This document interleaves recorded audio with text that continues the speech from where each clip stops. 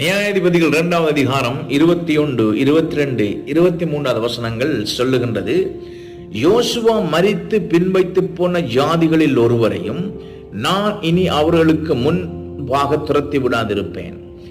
அவர்கள் பிதாக்கள் கர்த்தரின் வழியை கவனித்தது போல அவர்கள் அதிலே நடக்கும்படிக்கு அதை கவனிப்பார்களோ இல்லையோ என்று அவர்களை கொண்டு இஸ்ரவேலை சோதிப்பதற்காக அப்படி செய்வேன் என்றார்.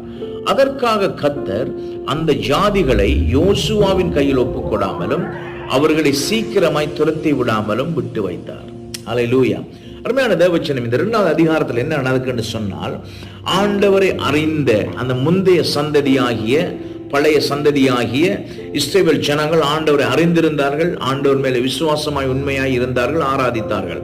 அந்த சந்ததி மரித்து போன பிறகு ஆண்டவரை அறியாத, ஆண்டவர் நாமத்தை அறியாத வேறு ஒரு சந்ததி வருகின்றது. இந்த சந்ததியானது, இந்த புதிய சந்ததியானது, இஸ்ரவேல் சந்ததியானது ஆண்டவர் மேல் எவ்வளவு விசுவாசமாய் இருக்கிறார்கள் என்பதை ஆண்டவர் பார்ப்பதற்காக, ஆண்டவருக்கு எவ்வளவு உண்மையாக இருக்கிறார்கள் என்பதை பார்ப்பதற்காக, ஆண்டவரை எவ்வளவு உண்மைக்குண்மையாய் அன்பாய் ஆராதிக்கிறார்கள் என்பதை பார்ப்பதற்காக சில புறஜாதிகளை ஆண்டவர் துரத்தி விடாமல் வைத்திருந்தார். ஏனென்று சொன்னால், அவ்வப்போது இந்த புறஜாதிகள் வந்து இஸ்ரவேல் ஜனங்களை இந்த புதிய சந்ததியை ஒடுக்குகிற பொழுது, நெருக்குகிற பொழுது அவர்கள் ஆண்டவரை நோக்கி கூப்பிட்டார்கள், ஆண்டவரோடு ஒரு படி கிட்ட சேர்ந்தார்கள். இதே போலதான் எங்களுடைய வாழ்க்கையிலும் சில நேரங்களிலே சில பிரச்சனைகள், சில துன்பங்கள், சில போராட்டங்கள் எங்களை நெருக்குகின்ற பொழுது நாங்கள் ஆண்டவரை நோக்கி கதறுகின்றோம். ஒரு கேள்வி என்ன ஒன்று சொன்னால், எங்களுடைய வாழ்க்கையில் எப்படிப்பட்ட பிரச்சனை வந்தாலும், போராட்டங்கள், பாடுகள், வேதனைகள், துன்பங்கள், வியாதிகள் வந்தாலும் நாங்கள் ஆண்டவரை விட்டு போகாமல் அவருக்கு உண்மையாக இருக்கின்றோமா, அவருக்கு விசுவாசமாக இருக்கின்றோமா என்பதை சிந்தித்து பாருங்கள்.